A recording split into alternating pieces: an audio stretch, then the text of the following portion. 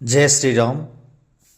विश्व हिंदू परिषद बजरंग दल ओडिशा पूर्व प्रत्येक जिल्ला रे प्रत्येक प्रखंड आसीथिबा खेलाड़ी मानकर कबड्डी प्रतियोगिता आरंभ करिया पे जाउछि। एही प्रतियोगिता प्रति जिल्ला रे एवं प्रति प्रखंड स्तर खेलाड़ी एथिरे सामिल हेबे एवं उपयुक्त ज्ञान थिबा एवं सुदक्ष खेलाड़ी मानकु विभाग स्तर एवं प्रांत स्तर को मध्य प्रतियोगिता लगी पठाजिब। एही प्रतियोगितार किछि नियमावली प्रस्तुत होइछि। ସେହି नियमावली आधार रे एही प्रतियोगिता प्रति जिला स्तर रे हेबो। गोटे दल रे 7 जन खेलाड़ी रहिबे एवं उभय दल रे उभय पक्ष रे 3 जन अतिरिक्त खेलाड़ी रहिबे। आवश्यक स्थले एही 3 जन खेलाड़ी मध्य खेली पारिबे। प्रथमे टच हेबो एवं एही टच जेउ दल प्रथमे जितिबो ସେହି ଦଳର ଖେଳାଳି ମଧ୍ୟରେଖା ଡେଇଁ ଅପର ପାଖ ଖେଳାଳିକୁ ଛୁଇଁବାକୁ ଯିବ ଏବଂ ଖେଳ 20 ମିନିଟ୍ ବ୍ୟବଧାନରେ ଖେଳାଯିବ। 3ଟି ମ୍ୟାଚ୍ ଏଥିରେ ହେବ।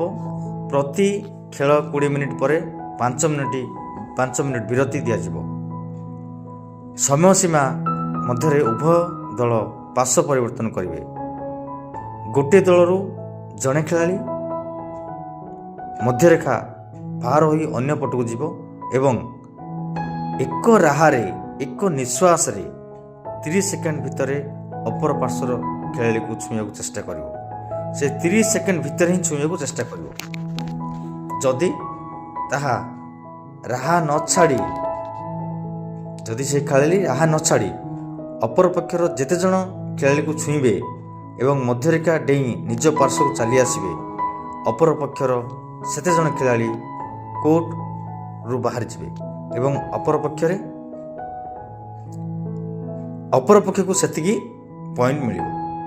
ଯଦି ମଧ୍ୟରେଖା ଡେଇଁବା ପୂର୍ବରୁ ଖେଳାଳି ରାହା ଛାଡ଼ି ଦିଅନ୍ତି ଏବଂ ଅପର ପକ୍ଷରେ ଖେଳାଳିମାନେ ଛୁଇଁ ଦିଅନ୍ତି ବା ତାଙ୍କୁ ଧରି ଦିଅନ୍ତି, ସେହି ଖେଳାଳି ଯଦି ରାହା ଛାଡ଼ି ଦିଅନ୍ତି ସେ କୋର୍ଟ ବାହାରକୁ ଯିବେ ଏବଂ ଅନ୍ୟ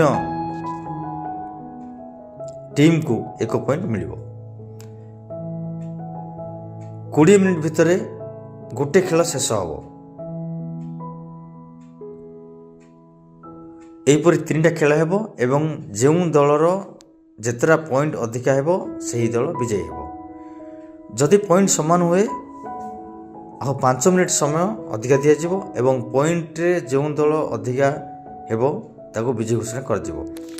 ଏହି ଖେଳକୁ ବିଚାର କରିବା ଲାଗି 4 ଜଣ ବିଚାରପତି ନିଯୁକ୍ତ ହେବେ। ବିଭାଗ ସ୍ତରରେ ଖେଳିବା ଲାଗି ପ୍ରତିଯୋଗୀ ଚୟନ କରାଯିବ। ଏହା ପ୍ରଖଣ୍ଡ ସ୍ତର ପ୍ରତିଯୋଗୀ ଜିଲ୍ଲା ସ୍ତରରେ ମଧ୍ୟ ଖେଳିବେ ଏବଂ ଜିଲ୍ଲା ସ୍ତର ବିଭାଗ ସ୍ତରରେ ଖେଳିବେ ଏବଂ ବିଭାଗ ସ୍ତରର ପ୍ରାନ୍ତ ସ୍ତରରେ ଖେଳିବେ।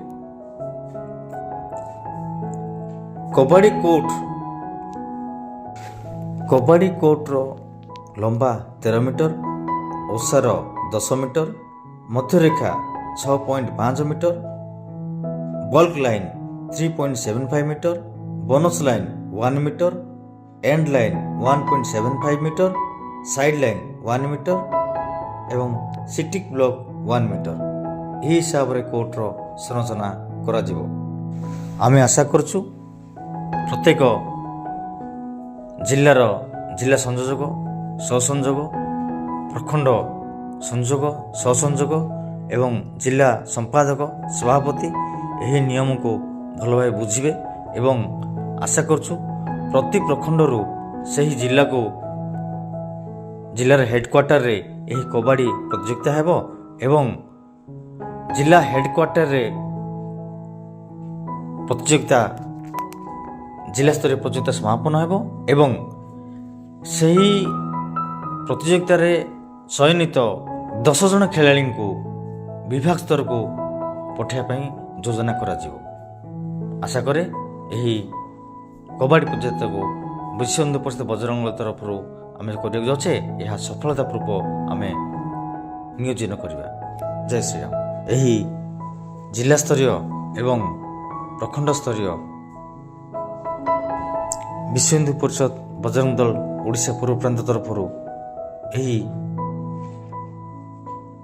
କବାଡ଼ି ପ୍ରତିଯୋଗିତା ଆୟୋଜନ କରାଯାଉଛି। ଏହାକୁ ସଫଳତାର ସହିତ ଆମେ କେମିତି ସମ୍ପାଦନ କରିବା, ଏଥିପାଇଁ ସମ୍ପୂର୍ଣ୍ଣ ଭାବେ ଆମେ ସମସ୍ତେ ସହଯୋଗ କରିବା। ଜୟ ଶ୍ରୀରାମ।